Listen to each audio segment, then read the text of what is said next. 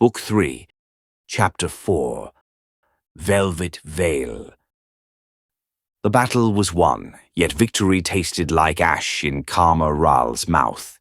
He stood at the cliff's edge, watching Ilara, who remained perched precariously close to the precipice, staring out at the churning sea with vacant eyes. The haunted elf was lost in his own fractured reality, communing with ghosts only he could hear. Karma's jaw clenched as he turned away. His rage had nothing to do with Ilara. The broken elf meant less than nothing to him. The paladin was furious with himself, and the emotion burned like acid in his veins. He had shown weakness, especially in front of women. First, the humiliating collapse before the Tiamat cultists and their unholy fire. And then the far greater sin, he had let his mask of detached piety slip. In the crucible of combat, his control had fractured, and the contempt he held for Zira and Doreen had bled through the cracks. Politeness, that meticulously crafted armor, was the only tool that truly worked, and he had fumbled it. He should have held his tongue. He should have maintained control. A harsh sigh escaped his lips. He wrenched his eyes from Ilara and looked toward the shore, forcing his mind back to the present, to command. But before he could bark an order, Doreen's voice, laced with its usual avarice, cut through the quiet. "So what's the plan for this?" she asked, holding the pearlescent giant crab shell in her hands. It shimmered with an otherworldly light, a treasure wrested from the storm. "I don't care. Throw it back to sea or give it the poor." Karma growled, the words clipped and dismissive. "It belongs to the Banshee," Zira interjected, her voice firm. She swept past him, her cloak snapping in the wind. "We have to return it." Doreen stared at her, incredulous. "Are you nuts? This thing's gotta be worth a fortune in Neverwinter. 250 gold, easy." "It's not ours to sell," Zira insisted, her chin held high. Karma paused, a muscle tightening in his jaw. This was the sort of trivial, sentimental distraction that women so often entangled themselves in, derailing matters of true consequence. Yet there was a grim logic to Zira's plea, an unpaid debt, an imbalance. "Fine," he conceded, his tone heavy with reluctance. "Return the shell to the spirit. I care not what it desires, but perhaps its return will settle a debt I cannot see." Doreen shot him a venomous glare. "Right. She muttered under her breath, turning away. Then you all owe me 250 gold. 3 days later, the familiar, humble skyline of Phandalin rose to meet them. The oppressive rains had finally relented, and warm summer days were finally here. The night before, camped under the stars, Zira had dedicated herself to a quiet ritual of restoration.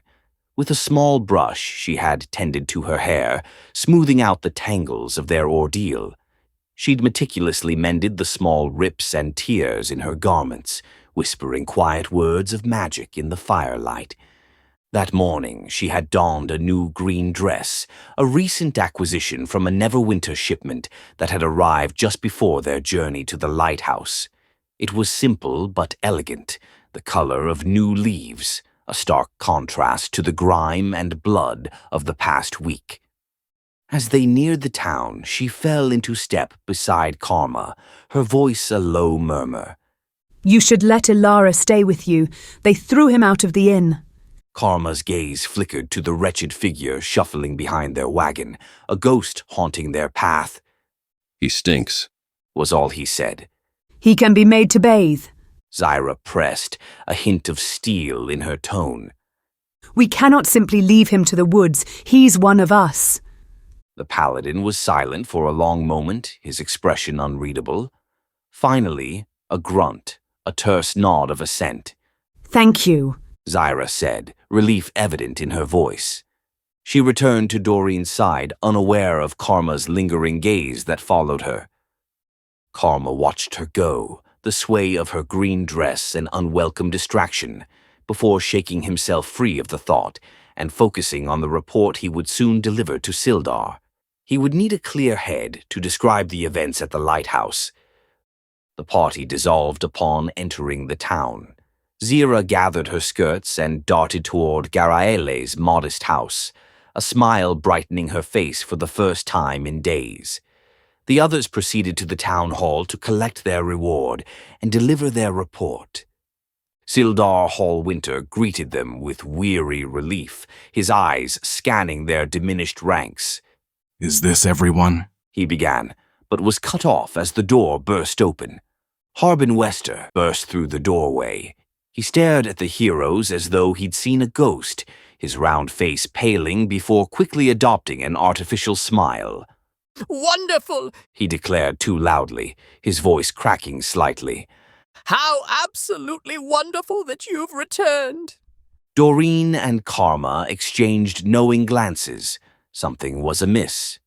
The mayor's disappointment hung in the air like a foul odor, poorly disguised beneath his bluster.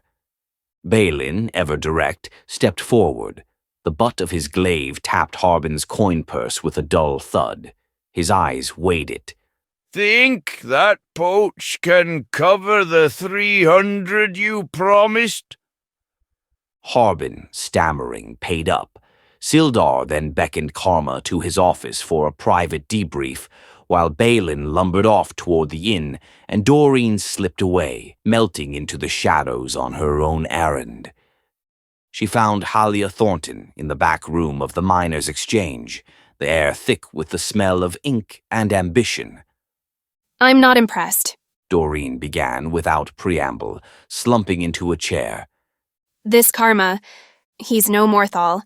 She recounted their mission, ending with Harbin's strangely panicked welcome. He said the Neverwinter Merchants Guild pushed him to hire us, but it feels off. Indeed. Halia murmured. Also, my sources suggest the motivation did not originate there. Halia leaned back, her fingers steepled. Harbin doesn't have the spine to orchestrate something complex, She mused. but he is easily bought. Doreen produced the folded letter they'd taken from the Tiamat cultist. Halia's eyes scanned the script without saying a word. Then she folded the paper and handed it back to Doreen. He paid a handsome price to send you into the storm, away from Phandalin. She murmured. Interesting. Meanwhile, Zyra's reunion was a torrent of emotion. She fell into Garael's arms, and they held each other for a long moment under the curious gaze of passing villagers before retreating into the sanctuary of the house. Garael prepared tea, her movements calm and steady as Zyra recounted the events at the lighthouse. As night descended, casting long shadows across the simple room, Garaeli's composure finally cracked. She set down her cup with trembling hands. "I thought I might never see you again. She confessed, her voice barely audible. Especially after what happened to Morthal. These missions. She swallowed hard. Sometimes I regret asking you to join the Harpers. Tears welled in her eyes as she reached for Zyra's hands. I'm sorry. There is nothing to forgive. Zyra whispered, taking Garaele's hand. The acceptance you've given me. The Harpers. It is more than I have ever had. Garael's fingers traced the contours of Zyra's face with reverence. I care for you, She admitted. and it terrifies me. A shadow crossed her features. I'm jealous of the time you spend away, of the others who share your adventures. Zyra leaned forward until their foreheads touched. You have nothing to fear. A week passed in relative tranquility before a firm knock came at Sildar's office door. He and Karma exchanged a brief look before Sildar called for the visitor to enter. Daran Edermath stepped across the threshold, his weathered face grave. The retired adventurer and member of the Order of the Gauntlet hesitated briefly before speaking. "I believe I can help you locate Cragmore Castle." He began without preamble. "You told me you heard the goblins speak of Gundren Rockseeker being taken there." Karma leaned forward, his interest piqued. "Go on." "My old friend Redorth, A druid of the Emerald Enclave knows Neverwinter Forest better than anyone alive. He could guide you, or at least provide directions. Duran frowned. He was last seen in Thundertree, a ruined village near the old watchtower east of Neverwinter. You want us to find him? Karma surmised. Yes, Duran confirmed. I will pay you to find him, to ensure he is safe. Karma's mind seized on the name, Thundertree. It was a critical lead, perhaps the very key to finding Rockseeker and the fabled Wave Echo Cave.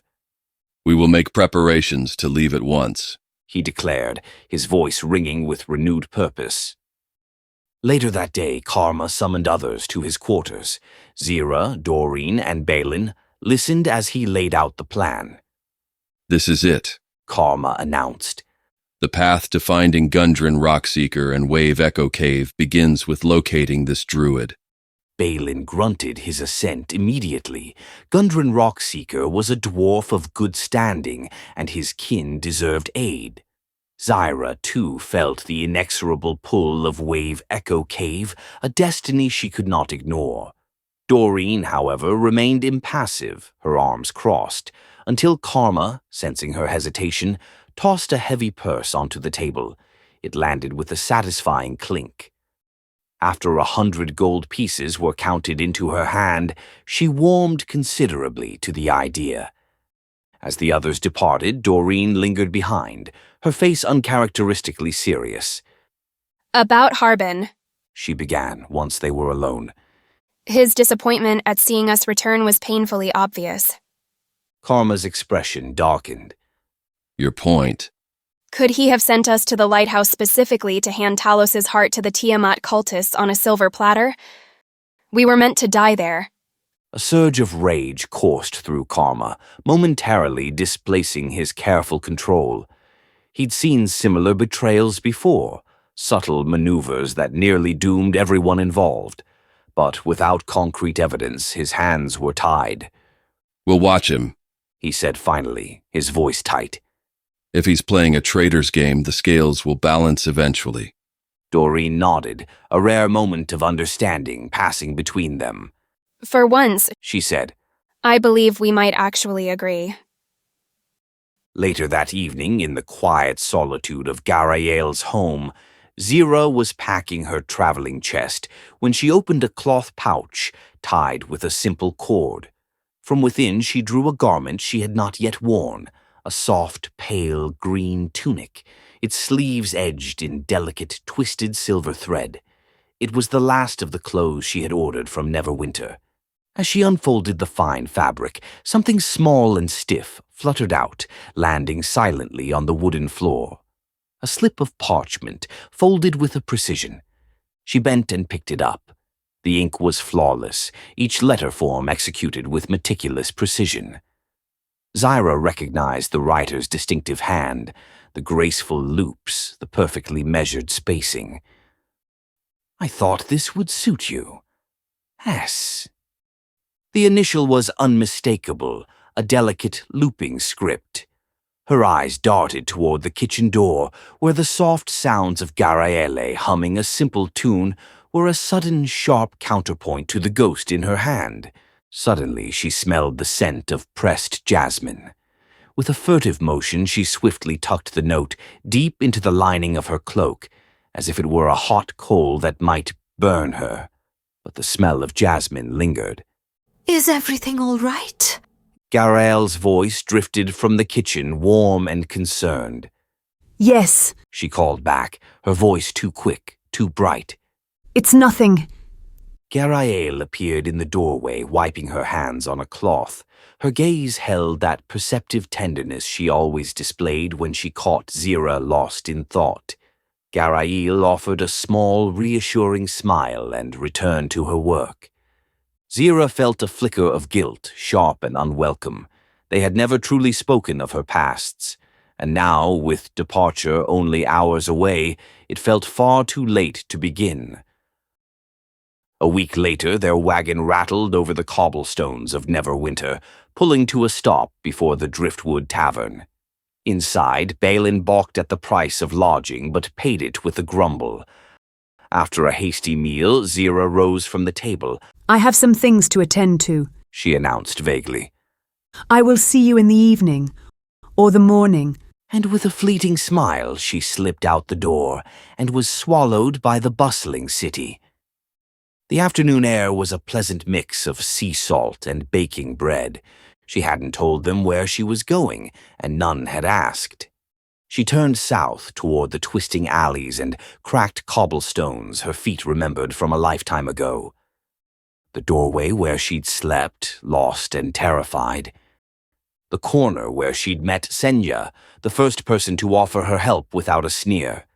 And finally, the heavy, unmarked door, a portal to a world of shared smiles and whispered secrets. Her home. Her heart hammered against her ribs. She stood here again, yet she was no longer the same Zira who had climbed those stairs 5 years ago. She breathed deeply, acknowledging an uncomfortable truth. Garael knew nothing of this, and now it felt impossible to tell. Her feet carried her onward. She was once again a creature of the night, her path leading back to where it all began. The old lantern still hung above the door, its flame a soft, welcoming pulse. The air smelled of incense and forgotten perfumes. She raised her hand and knocked. The door creaked open. Lisi, one of the veterans of the house, stood there, her eyes widening in disbelief. Zira? In an instant she was surrounded, enveloped in a cacophony of warm, delighted cries. We thought you were gone for good. Or dead, or married to some boring priest. Or joined a monastery. Zira smiled. You exaggerate. I've only been gone a little while. And then she saw her. She stood at the base of the grand staircase, a vision in crimson. Her red dress clung to a slim frame, and her raven-black hair fell in a silken curtain over one shoulder. She was beautiful, her elegance undiminished, her presence commanding. Zira. The word was neither question nor statement. It was an exhalation, a memory given voice. Selena. Zira inclined her head slightly. It's good to see you. Selene descended the stairs with a fluid grace and wrapped her arms around Zira. The embrace was warm, intimate, and carried something more potent that lingered after the physical contact ended. You've been gone, worryingly long, she murmured, her whisper warm against Zira's ear. I needed distance, Zira replied softly. A new perspective. I understand, Selene said, her hand resting on the small of Zira's back as she guided her further into the house where time seemed suspended. Have you come back now? Do you wish to return to our arrangements? Zira hesitated, her eyes falling on a dark-stained table, polished to a mirror sheen. I have met someone, she said, the words quiet, precise. Her name is Garael. Selene nodded, a smile flickering across her features. I'm happy for you, Zira. She glanced aside before returning her gaze to her, a familiar, mischievous smirk playing on her lips. I only hope she hasn't made you dull. We miss your rebellious spirit, and here you're free to be whoever you desire. The evening unfolded in a haze of wine and reminiscence. They visited boutiques, and Zira tried on cloaks, jewelry, and silken gloves, laughing and displaying a confidence she rarely felt.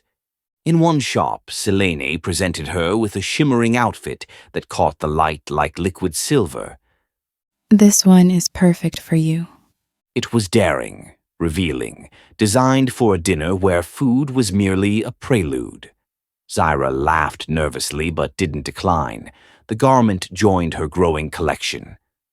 Later, curled on a low sofa, with her third glass of ruby wine, they spoke of old times, old clients, old tricks.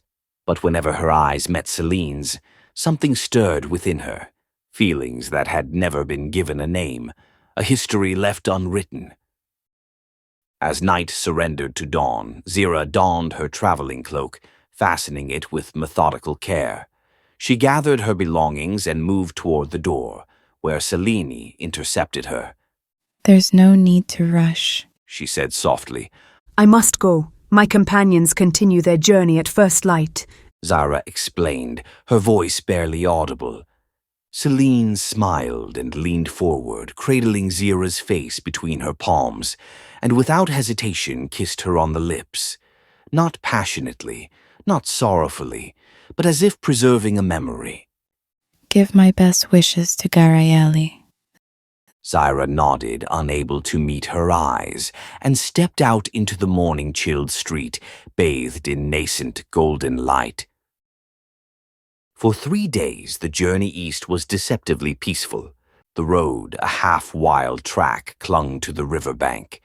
The only sound was the steady creak of the wagon wheels and the soft puff of Rolfgar's seemingly eternal pipe.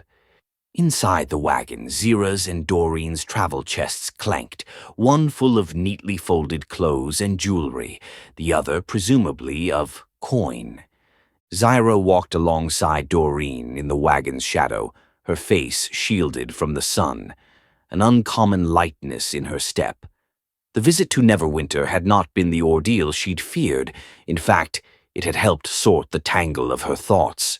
The beautiful summer dresses she'd purchased now filled her traveling chest, and she wore one beneath her pale blue cloak that fluttered in the gentle breeze, its hem remarkably unstained by the road's omnipresent mud. You seem almost cheerful, Doreen observed with a sidelong glance. Neverwinter agreed with you, I take it? Zira smiled, surprising herself with how genuine it felt. It was good to visit old haunts, to remember who I used to be. And to know who I am now, Zira continued in her mind. Their conversation flowed more freely than usual as they walked, jumping from memories of the city to speculation about what awaited them at Thunder Tree. On the third evening, a smudge of smoke on the horizon resolved into a rough logging camp. Rotting wood piles and tattered tents huddled around sputtering fires where bearded men sat drinking and arguing. Karma surveyed the scene with practiced caution. We'll stay the night in the loggers' camp, he announced, his tone brooking no discussion. As they approached, a burly logger rose, a broad grin splitting his beard. Well, look here. Did Tibor Wester finally send that backup he promised? Karma raised an eyebrow. Tibor Wester. We've never heard of him. The logger's grin faltered. No. Said he'd send help. Men have been disappearing. Our foreman, Herbert, is gone now, too. Things are tense. Doreen glanced at the others, a crooked smirk on her face. Our business isn't here. We're bound for Thunder Tree. The mood in the camp shifted instantly. Mugs were set down with a thud. Thunder Tree? The logger scoffed. Are you mad? A giant bat haunts that place by night. And the tower? They say a vampire lives there. Zira stepped forward, her voice calm and placating. Perhaps the stories are exaggerated. We have our reasons for going, and we prefer not to draw attention. But the logger's eyes were not on her face. They were on her pristine cloak, her shimmering rings, the delicate silver thread on her tunic. One man snorted. Another's lips curled into a mocking sneer. Before Zira could utter another word, Karma's voice cut through the tension like a shard of ice.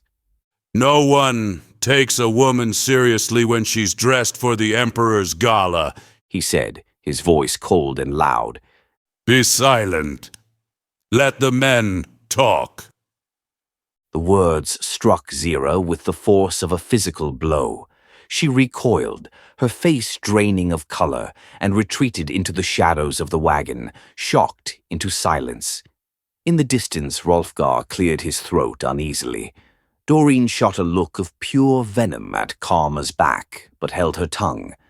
The paladin, seemingly oblivious to the bomb he had just detonated, continued his conversation with the loggers. After Karma's dismissal, Zira withdrew into herself. The loggers' warnings about giant bats and ancient evils faded into the background. The sound that echoed in her mind was Karma's cutting remark. That night, while others slept around the campfire, Zira sat awake staring into the flames. Her beautiful new clothes, once a source of rare joy, now felt like evidence of her foolishness. Doreen approached, settling beside her with unconcealed anger still etched on her face. He had no right, Doreen whispered fiercely. You shouldn't listen to him. Zira's smile was hollow. Perhaps he was right.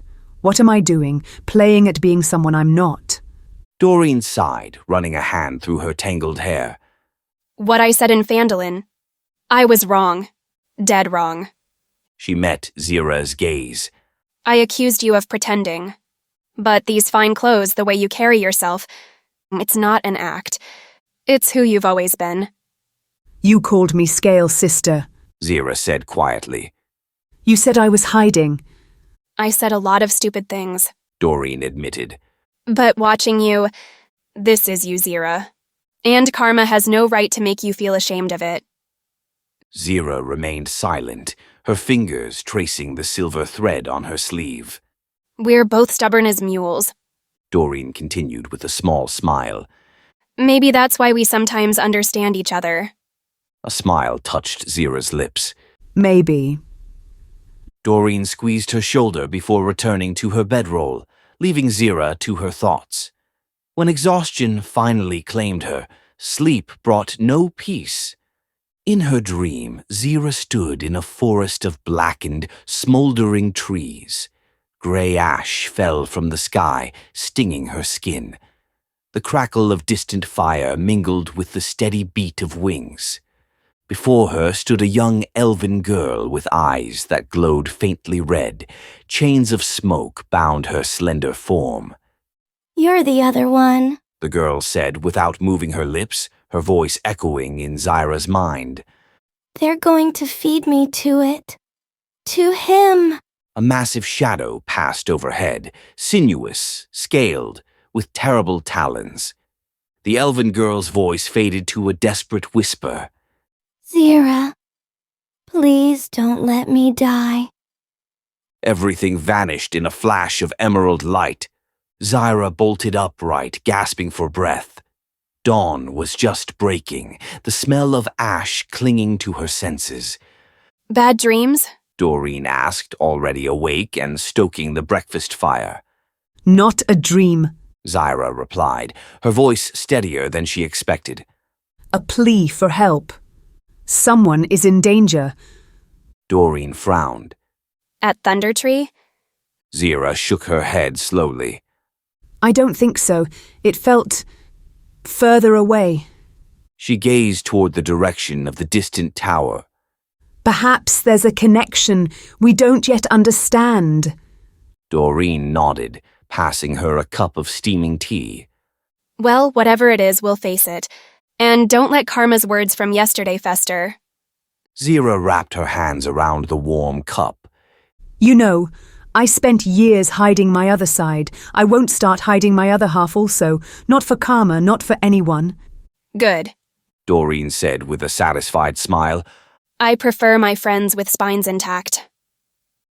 By the time Karma emerged to the breakfast, Zira had already dressed in her new clothes, her silver-threaded tunic catching the morning light. She met his disapproving gaze without flinching. The following day brought them within sight of Thundertree. The ancient watchtower loomed atop a steep hill, below which lay the decimated remnants of perhaps 10 dwellings. The road ends here, Rolfgar announced, pulling the wagon to a halt about a mile from the hamlet. As they gathered their essentials and prepared to walk the remaining distance, Balin detected the scent of burning parchment. Someone was destroying written records. They approached cautiously. Some buildings retained partial roofs. Others had collapsed into formless rubble. Wisps of smoke rose from the chimney of a single intact house. Above them, the dark and foreboding ruins of the watchtower stood stark against the cloudless sky. Karma adjusted his sword belt, his hand resting instinctively on the pommel of Talon, Morthal's enchanted blade that now served a new master. We've arrived, he announced unnecessarily. Now we find this druid and extract what information he possesses. Zira gazed up at the tower, a strange expression crossing her face. Something feels wrong here, She said firmly. like the air itself is watching us. Doreen nodded. It's probably that vampire the loggers were so worried. Despite her flippant tone, her hand moved subtly to her dagger. Quiet. Karma commanded. We don't need more emotional. My instincts have saved this party before. Zyra interrupted, her voice cool but unyielding. Ignore them at your peril, Paladin. Karma's eyes widened slightly at her defiance, but after a moment, he merely grunted. Of course, Miss Darkmeyer. We approach the house with the smoke first, he said. If Redoth is here, that's where we'll find him. As they moved forward, Zira lingered behind momentarily, her eyes still drawn to the tower. The wind shifted, carrying a whisper that might have been merely rustling leaves, or perhaps something else entirely. She remembered the elven girl's plea and straightened her shoulders with resolve. The journey that had begun with hidden letters was branded by harsh words, and now it led them into deeper shadows, where ancient evils stirred and waited.